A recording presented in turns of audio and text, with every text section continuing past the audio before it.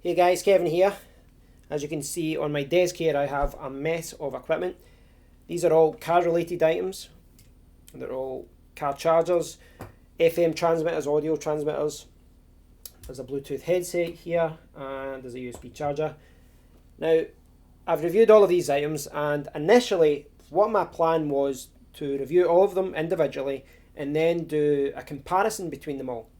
But I don't think that's the best thing to do, because I'm going to link in the description area the individual reviews of all these items, except this one which I've not reviewed, and you can check those out in detail.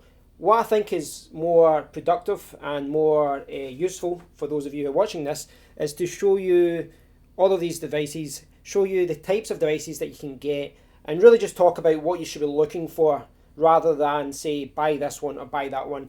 This is just a small selection of the car chargers and FM transmitters on the market, so I don't think I'd be doing it justice if I did a comparison between these, because I think for me to do that fairly, I would have to really look at perhaps 4 or 5 times as many items, and that just isn't practical.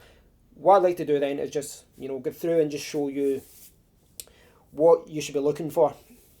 Now, if I'll show you the one I was using initially. This is the one that I got initially. This was the first one that I got. Now, the key thing I think for all these items is that you need something to complement your existing car setup. If you've got a brand new car, then you might not need any of these items. It really does depend on what your car's got and what it's not got. My car does not have Bluetooth, but it has an aux in port. And the car that I had before didn't have an aux in port. So before, I was using this one. Put this one into the cigarette lighter, and I would then set my phone up in the holder, and then I would put this into the headphone jack. That would play music directly by streaming to a station. And that's how a lot of these ones work. They stream to one of the radio stations. It's called an FM transmitter. So effectively what it does is this will transmit a small radio frequency within about 10 feet or something like that. And I'm not sure about it in North America or other countries, but I know in other parts of the world, I know in the EU there's laws as to how far these can broadcast, and it's not too far. It's enough for you to broadcast within your own car, but not enough that you're going to be changing the radio stations of people driving by. What effectively happens is that you stream to a preset station and you can change the preset station. I always picked one at the lower end, like 87.5 or 88.1, or at the higher end. There was less chances of, interference and things like that. Now, the downside of FM transmitters is that you really need to turn the volume on your phone high and the volume on your radio a little bit lower. If you turn the radio up high and the volume isn't too high in your smartphone, you're going to get a lot of hissing and buzzing. And it's a little bit annoying, but it's okay. As long as you get the volumes right, it's okay. The other thing to note though is that, depending on where you live, these things might not work too well. And it just depends, to give an example, when I live in central Scotland, I've never had any problem using this in central Scotland. I set it to 87.5 and never get into any interference. The music quality is always okay. And, the call quality is always okay. But when I travelled down to England, we travelled down to Manchester a month or so ago, and we were flying to Tenerife. And, there's a kind of black spot for an hour or two, at the south of Scotland, north of England. It's kind of higher up in the mountains, and I wasn't getting any signal. It was getting really, really buzzy, and I couldn't use it at all. So that is something that you have to take into account for FM transmitters. But it's a minor downside. I think, for those rare occasions that does happen, an FM transmitter isn't, a major problem. Now, you can see here, quite a lot of these chargers, or most of them have actually got 2 USB, but a few of them only have 1. And again, it comes down to how, what you've got in your car already and what you need. Some of your cars will have 1 USB or 2 USBs. Some might not have any. Mine doesn't have any, so all the time that I had this one, I always wanted one more, because one might have been charging my phone, but if you're charging something else, like a sat nav, like a dash cam, like the passenger's phone, 2 USB ports come in handy. I'm quite lucky that the new car that I have, well, it's an old car, but the new one that I've got has a cigarette lighter in the main, next to my, what do you call it, the handbrake. But then there's one just in the back seat area. So what I can actually do is take this one. This is actually a really heavy little dual USB charger. And I can keep this in the car and I can put it in the back so that if I'm using one at the front and, you know, it doesn't have all the USB ports are taken up, I can keep this one at the back and I can use that. Again, I stress, it really does come down to how you use your, what kind of audio setup you have and what your car doesn't have. This one, now, this is the thing, this one surprised me a lot. I'll backtrack a little bit and just talk about, you know, all the ones in the market. If you look on Amazon or eBay, you'll find that the whole market for these car chargers and FM transmitters and, you know, all these kind of audio solutions, they're all dominated by items that are coming from China. That's no surprise, you know, China is the factory of the world. But a lot of these ones are what I would call generic. And by that I mean, you know, this may be sold as something, like I think this one was by Pearbeat, I believe. Is there maybe a sticker here somewhere? Maybe not. So they're sold by a number of different companies. This one is Pearbeat. Now, but when you can see that the vast majority of them, when you actually get them, they're actually they're not branded by the company that's selling them or the company that's claiming to be selling them. They're just drop shipping them. So what they're doing is, you know, you order the item and then they'll ship it from, you know, a local store, maybe even China if you buy it from eBay. Now, there's nothing inherently wrong with that. Don't be upset about that. It's just the way that the market works. But you just do have to take that into account because, for example, this one is one of the most popular options and it's been sold under dozens of different names. And this for me highlighted another of the problems that you have, you know, especially with marketplaces such as Amazon, because reviewers like myself, you know, we take, well, me personally, I take my reviews very, very seriously. Quite a lot of my things at the beginning, I always bought things myself. After a while, I sometimes got discounts and sometimes I got things sent to me free of charge, you know, cheap items. But the thing is, a lot of other people, I believe that when they get an item free of charge, they will automatically give it a 5-star rating. And it's leading to, you know, a lot of biased reviews on Amazon. Some of these I bought, I think I bought 1 or 2 of these, but some of these I got sent for free. And now the thing is, as I said, I've taken my reviews very seriously. I've been doing reviews for years on my own websites, on, you know, for others. I do software reviews, I do product reviews, and I don't care if a manufacturer or whoever, you know, the producer of a product hates me. My focus is on providing good reviews for the viewers, for the listeners, for the readers, that kind of thing. And it kind of became apparent when I did a review of this. This is, where is it? There it is here. This was a huge pile of crap, to put it nicely. Now, this was, you know, it doesn't function properly. The usability was horrendous. It really was terrible. And this isn't even the cheapest option. You know, I think this was about £12-13 in the UK, and it's same in the US, about $12-13. But the problem is, when I wrote a 1-star review and I checked on Amazon and there's lots of 5-star reviews, people are saying that this thing is excellent.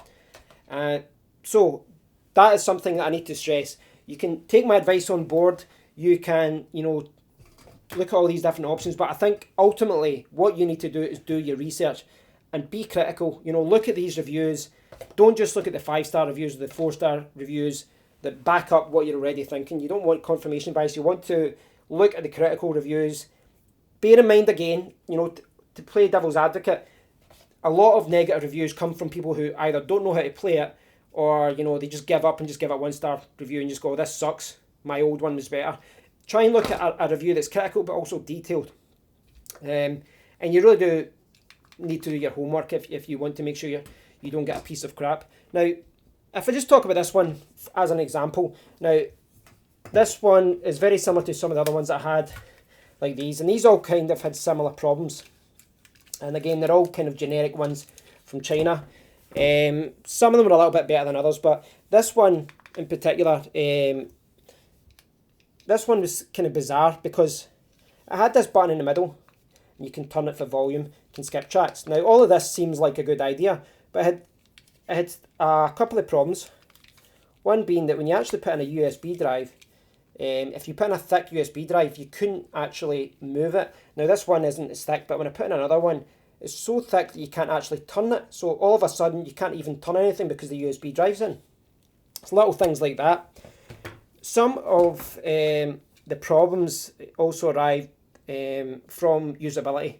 Now, as far as usability goes now, as I say, you can put in the USB drive, and I think when it comes to USB drives, when it comes to the micro SD slots, this is where all these things fail. A lot of these items are trying to do things that they're not really designed for, and for me that is one of the biggest problems. So to give an example of that, even the ones that worked well don't really work well, if that makes sense. But when you put in the USB drive, these things aren't designed to be able to navigate the music from a USB drive or from an SD slot. When you're connecting your phone via Bluetooth, then these things are handy. You can skip track, you can skip a track easily, change the volume, that kind of thing. That's good. But with USB and with SD card, this one has SD card as well there, then that becomes a problem, because say you've got like 20 albums or perhaps 100 albums, there's no way to navigate these albums. One of them actually gives you a way to do it. They throw in a remote control. But the whole idea that you need to use a remote control whilst you're driving is bizarre. You know, like, you're not going to be using a remote control when you're driving. It doesn't make any sense. So if you put in SD card for music and a USB drive for music, it might sound good to have that feature. But the reality is that finding the track you want, you might have to go like this for like 400 songs. And you're driving, you just want to sit in the car, put this in, play the music. So, I mean, personally, I think that for a USB drive or an SD card, you really shouldn't use something like this to stream your music. What you should really be doing is getting like a cheap MP3 player and controlling it through that, and just connecting the MP3 player to this, or to something that's got an aux in port, and just connecting it through that and controlling it all through the MP3 player. That makes much more sense. Now, when we're on the topic of USB ports, now a lot of these ones, they all claim to be, this will give you 3.4 amps total, or will give you, a full 2 amps total. But as I showed in all my video reviews, when you actually test them using a USB meter like this, that isn't the case. Most of them, especially the ones that offered music through USB flash drive streaming, what happens is you get about 1.5 amps in one drive and you get 0.5 in the other. Now 0.5 isn't enough to power a modern smartphone, to the point where it might take you 2 or 3 times as long to charge your phone using this port than that port.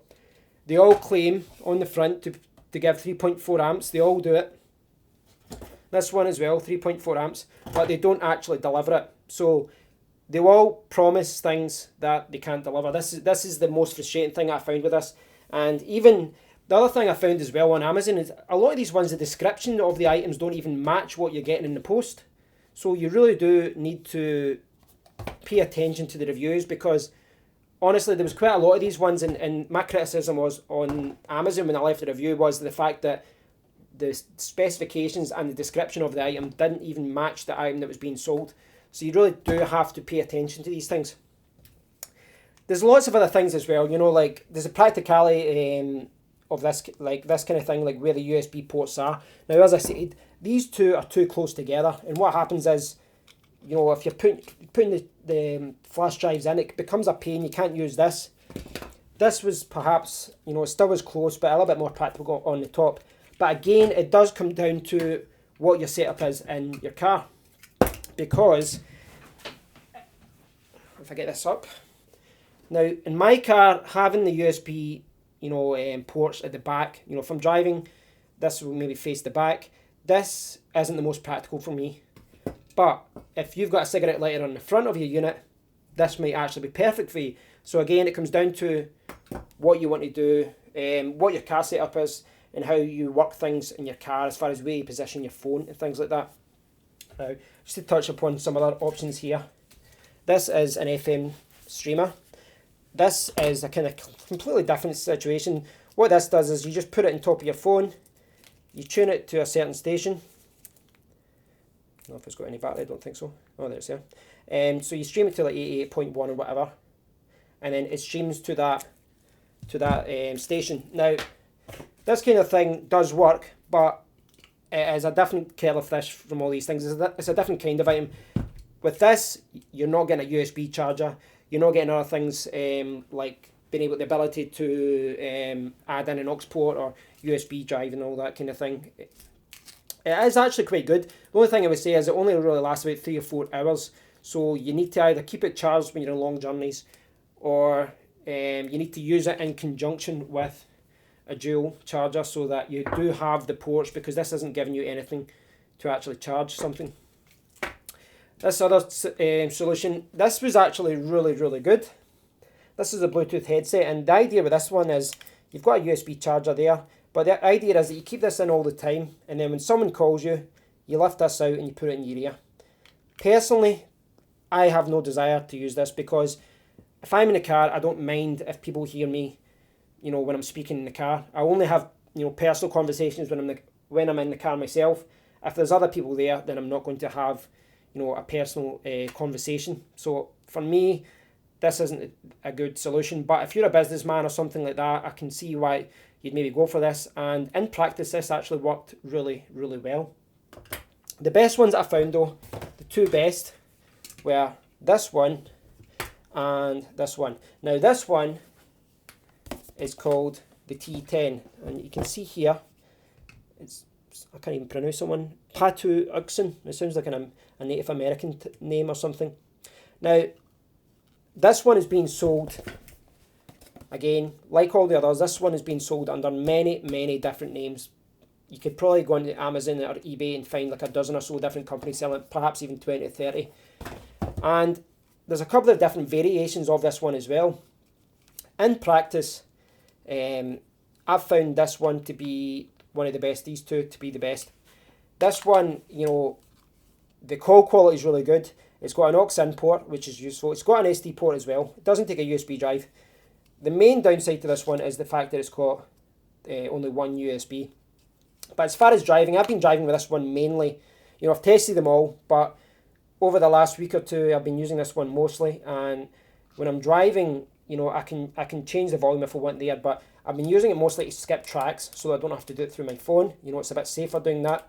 Changing band was easier. It's got a nice blue display there as well. This thing does sometimes get in the way when I'm changing gears, so what I need to do is kind of move it around. It's not perfect, but out of all the ones I've tested, it's arguably the best one for me. The other one that I like is this one. Now, as I said, my car has an aux in port, and where mine sits, I can put this to the back into the aux in port, and then this button can be used for play and pause. The only thing I would say, the downside to this one is that it doesn't have controls to skip tracks. But this one isn't an FM transmitter. So what that means is I can put it through my aux port, and the calls and everything, the music is all clearer. The audio quality is better. I'm not going to run into any hissing or buzzing or any interference issues. There's no problems with that. I think this, you know, is arguably one of the best ones. It doesn't have the controls that the other one has, but if you've got an aux in port, I think something simple like this is maybe one of your best options. I think something like this, if it had an option to skip tracks, would have been perfect. But as it stands, I would probably say this is one of the best ones I've tried, the T10. As with all these things though, I mean, again, you really do need to look at what your current car setup is. You need to look at, you know, your cigarette lighter, where it's positioned. You need to look at whether you've got an aux in port, whether you've got USB ports, where you're going to set your phone, whether you need the one USB port, whether you'd probably need two or perhaps even three. You know, maybe you need to, you know, use a second cigarette lighter for additional ports. If you've got a sat nav that you need to power, or perhaps you've got something like, you know, a dash cam or something like that as well. Perhaps a DVD player for the kids in the back. So you really need to think about what your car setup is. and then take it from there. Again, what I would say though, going back to what I was saying about the music though, I really found it in all the situations, a lot of the time the micro SD or the USB, it didn't work, or it didn't work with some of them, but when it did work, it didn't work that well, so a lot of the time, the files weren't getting found, or, the SD card wasn't being read correctly. But if it does work, then it's still a pain in the ass. Skipping tracks is a pain. One of them gives you a remote control to try and fix that. And again, as I said, it doesn't make any sense how, you're going to be driving using a remote control whilst you're driving. So a lot of these ones from China are just cheap, generic crap that haven't been tested. And despite that, there's a lot of positive 4 or 5 reviews for them, 4 or 5 star reviews on Amazon, things like that. So you really do need to be careful and look at which ones are the best. Don't be surprised though, if you don't do your research. I know it's not exactly the most exciting thing to be researching car chargers and FM transmitters, but if you don't actually read a few reviews, there's a very high chance you're going to get something like this and then throw it away. Like this one, I wouldn't even give this one away. It's a piece of crap. It does actually work. That's the thing. It does work. It just works very, very badly. And if you're doing a lot of driving every day, something like this is going to end up annoying you, because you're going to be always fighting with it and things like that. But depending on what your setup is, maybe this won't be a problem for you. If you're just going to plug it in and then stream music to your car, something like this could be perfect.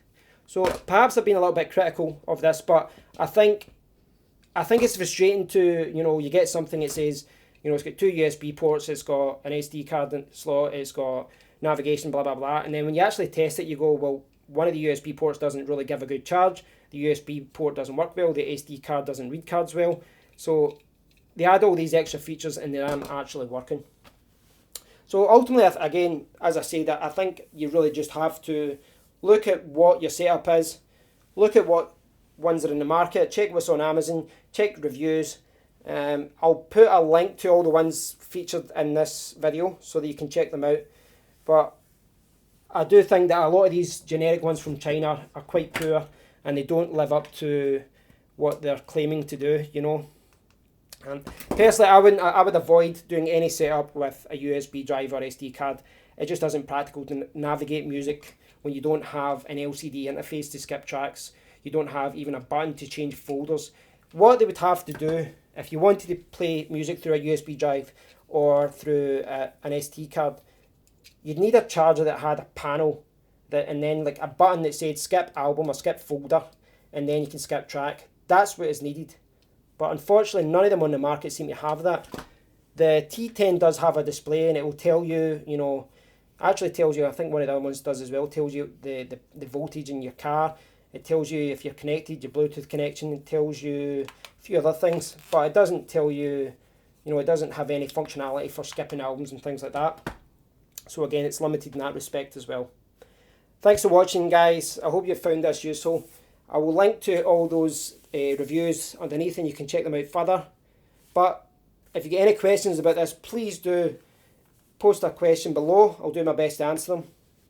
As always though, with this kind of thing, research, check some reviews and just try and spot the ones that are biased and aren't actually being truthful, because I found a lot of the ones that were really, really bad had really positive reviews. So something to take into consideration. There's a lot of biased reviews for crap products out there. So be careful. Thanks for watching, guys. Till next time. Take care.